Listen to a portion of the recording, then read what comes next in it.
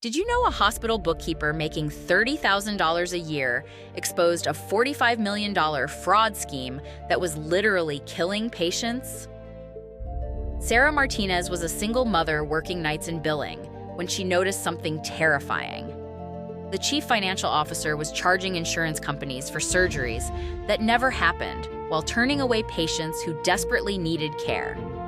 Heart attack victims were being transferred to other hospitals for cost reasons when they could have been saved immediately.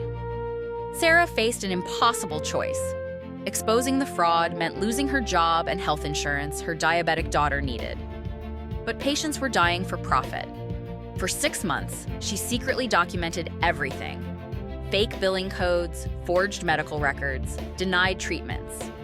Her evidence triggered a federal investigation that recovered $45 million and prevented the hospital's collapse.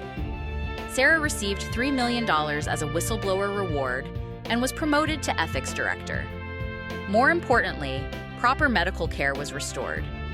Sometimes doing the right thing pays off in ways you never imagined.